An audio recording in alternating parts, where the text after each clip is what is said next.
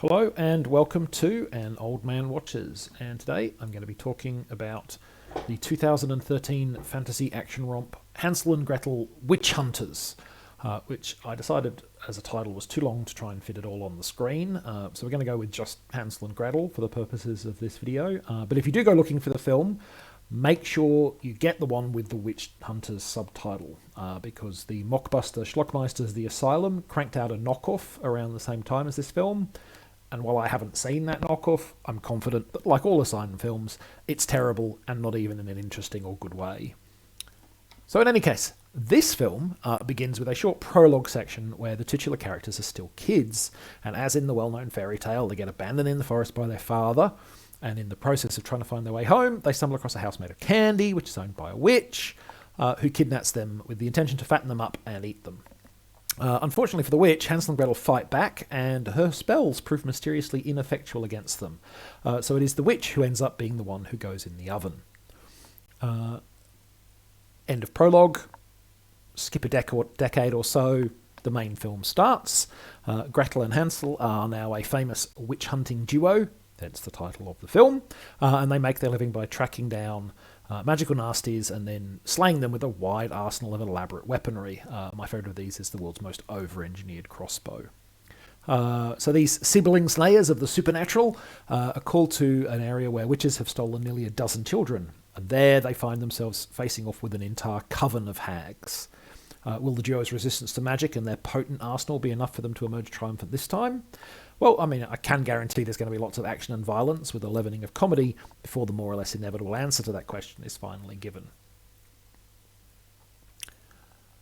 So on the surface, Hansel and Gretel Witch Hunters has a formula of comedy action based on Grimm's fairy tales that ought to be right in my wheelhouse. I like fantasy, I like comedy action, it should work. But after double-barrel disappointments for films that had similar pitches, to some extent the Brothers Grimm, but even more so the regrettably flaccid Van Helsing, I was a little leery of such fare, and so it was some time before I actually sat down to watch this movie. But I'm glad I finally did, as I did enjoy this film. Let's talk about why I think it worked, even if it's not a flawless offering. So, while it had plenty of other flaws as well, one of the key problems with Van Helsing was that the film had something of an identity crisis. Was it a horror film or a comedy action film? Writer-director Stephen Sommers had plenty of experience combining these two genres, most commercially successfully in The Mummy, but to my mind most satisfyingly in Deep Rising. But he seems to have forgotten how to make them blend in Van Helsing. He created a film that was awkward and which lurched with ungainly steps through its largely incoherent narrative. Hansel and Gretel Witch Hunters, on the other hand, is crystal clear about the fact that it is a comedy action film and that the supernatural horror elements are set dressing and nothing more for all of the fighting and running and quipping.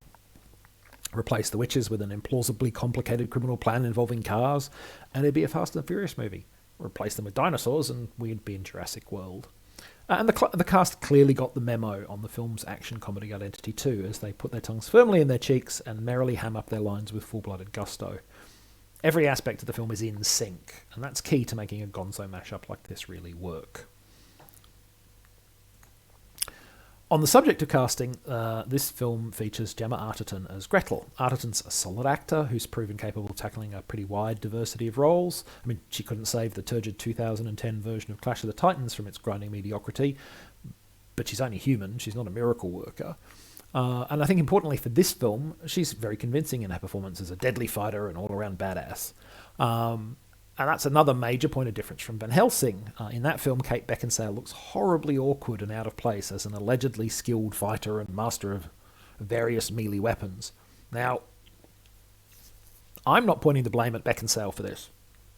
If you cast a movie, and you put an actor in a role, as the filmmaker, it's your job to give them the tools to make them able to perform the role well. And Beckinsale had done action before Van Helsing in the shape of the first Underworld film, and while that was a very silly movie, it was one in which she was effective in the role.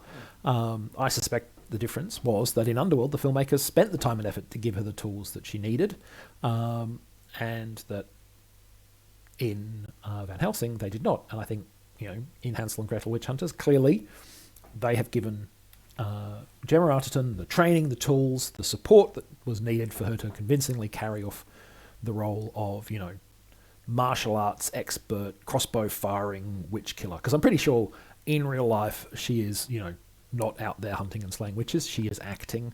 But you need to give people some weapons training so they don't look completely awkward holding a weapon, that sort of thing. And they've done the groundwork here and given us a decent female lead, and that's an important thing. If you want to sell a character, male or female, as a badass, they've got to look like one. Now, despite the fact that they do make Gretel look properly badass, however, I do have to note that Hansel and Gretel Witch Hunters is not immune to some institutional sexism. Surprise, surprise, it's Gretel, not Hansel, who is captured and must be rescued from mortal danger. Not just once, mind you, but twice. And there's some implied sexual violence in the film. From what I understand, the extended cut of the movie leans more heavily into this element, so I'm glad I didn't see that version. And then, of course, there's the fact that almost every other female character than Gretel in the film is a villain. And in particular, they are animalistic, dehumanized women, because they are witches who are modelled fairly clearly on various kinds of animals. Now, I don't think that the sexism in this film is purposeful, let alone intentionally malicious, but it is there. When asked about the possible perception of such, the director's response was, I never worried about it. Witches are a classic villain from hundreds of years ago, which is very easy to say from the privileged position of being a cisgender man, and rather ignores the misogyny that permeates the very concept of witches, i.e. the suspicion of any woman who appears content in her life without a man. Again, I don't think the sexism in the film is purposeful, it's not intentionally malicious, and it's not sufficient to ruin the film for me. But it's certainly there and remains a niggling flaw to my mind. Overall, though, if you want a supernatural-themed action movie, you could do a lot worse than Hansel and Gretel Witch Hunters.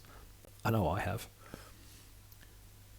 Right, next time we go back to an era when movies were much more overtly sexist, with the 1941 famous noir hit of The Maltese Falcon. But that's next time. Until then, thanks for watching this video, and I hope you enjoyed it.